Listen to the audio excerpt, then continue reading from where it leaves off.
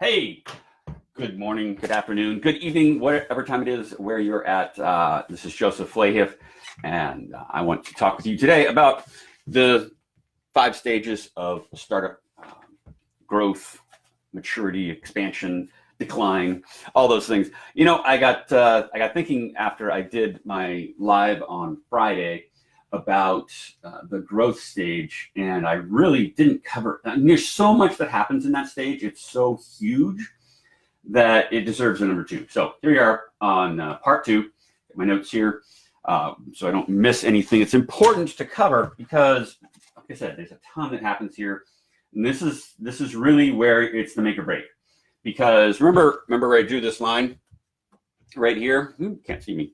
Where I drew this this line right here, that everything up here is all about failure, right? You want to start and fail and start and fail and start and fail and get things wrong, so you're constantly learning.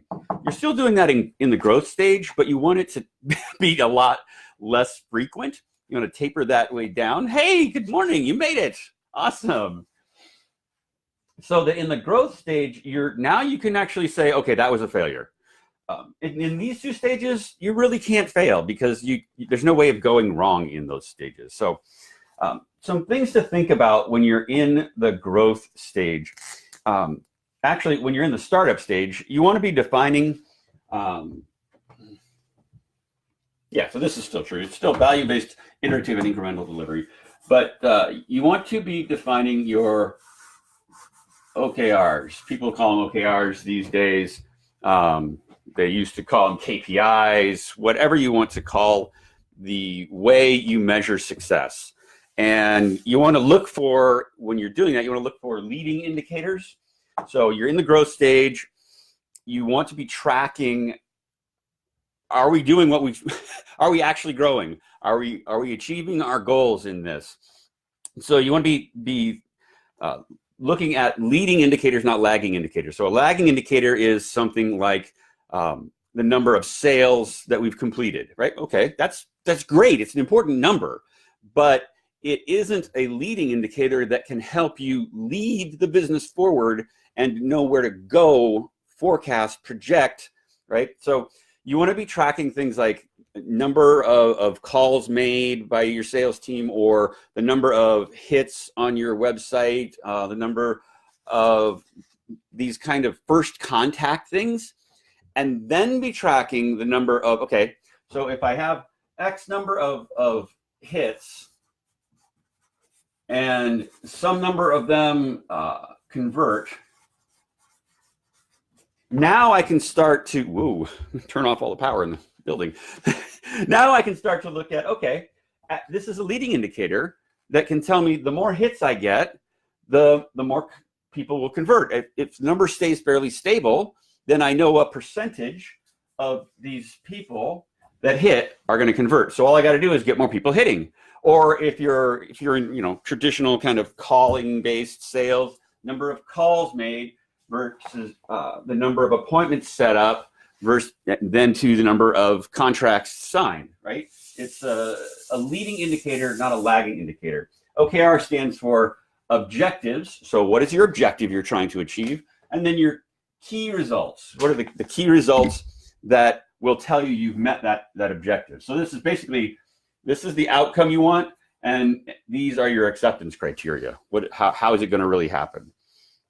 You don't want to be talking about things like number of contracts signed, the number of projects completed, those kinds of things, because again, those are lagging indicators. They only tell you where you've been. They don't tell you where you're going. Interesting things to be looking at next. How do I draw this for you? The next big topic is funding. So in this growth stage, you'll be looking at different kinds of funding, possibly. I'm a big bootstrapper guy, so I don't get into the funding world so much, but funding is a way that a lot of people go about it, and so we've got to talk about it. This is your baseline.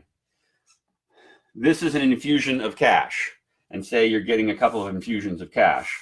And now if you're taking an iterative and incremental approach to delivery, like I talked about before, you should be starting to get income very quickly. You'll start getting a little bit of income here, And then because you're iterating and incrementing your products, you're getting more and more income. And so you'll get more every month until you reach a point somewhere out here where it kind of levels off. And ideally, you know, this investment, because each one of these piles on top of another. So you make this much investment, that much investment, offset by that much. So I take these three down, and then you take this and you add it to this all the way down here, but it's offset by this, so it's up here. So this is your investment. Whew, there at that point. Does that make sense? So this is my investment to date, offset by the income. And now if I stop infusing cash into the organization, this should start to come up, and you want to understand where my break-even point is. Where is that point where now I'm starting to actually be profitable?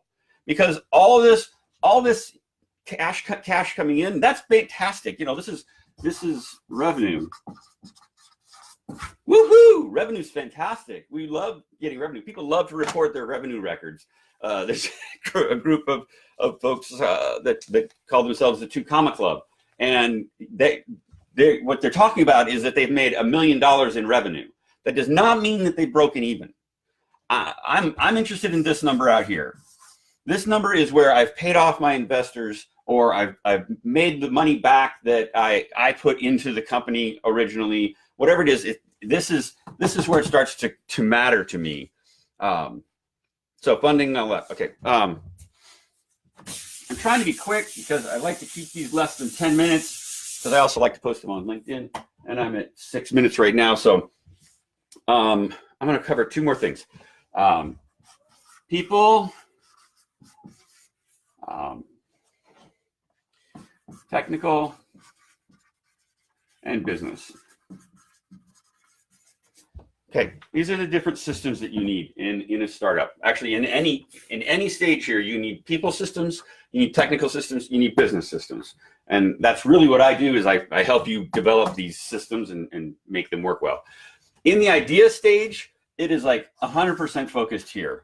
You don't really do anything technical, or at least not much, very minimal. And business processes and business systems, you're not even there at this stage. Startup stage, you start getting a little bit, you shift a little bit into the technical, a little bit into the business stage. Actually, I'd go business first. So you go more business in the startup stage. And then in the growth stage, you want to do as much automation as you can. The more automation you can do, the better. The more automation you can do, because in the growth stage, so in the idea startup stage, you do things that are not scalable. You do things that you know, they're crazy. You would never want to try and do them.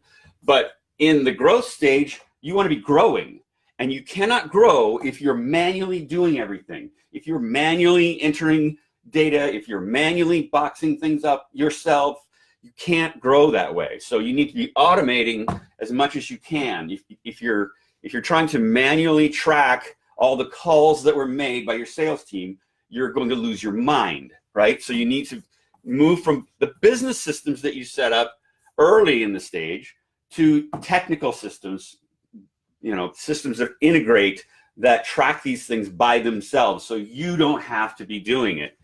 And that's what your focus is going to shift when you go into the growth stage, because if you don't, you will collapse very quickly, and you won't grow. The other thing to be super careful about in the growth stage, and then I'm going to wrap this up because I'm at 9 minutes, is focus. It's really tempting when you see these, I'm referencing the picture behind it, when you see the revenues start coming in, it's really tempting to change and go, ooh, we could do that. You know, that was our second idea. Let's keep doing that one. Let's go with that idea over there. And that will kill you. In the growth stage, you need to focus relentlessly on the one thing you're good at. It's almost like shaking stuff off of you even more, right? We had these good ideas, but I want to get them off of me. Get those bad ideas away so that I can have complete and utter focus on the one thing that we are trying to grow. And that's all you would be focused on. So that is part 2. I swear I'm going to have to do a part 3 because there's so much that happens in the growth stage. I love you all. Thank you for being here. Talk to you soon. Bye-bye.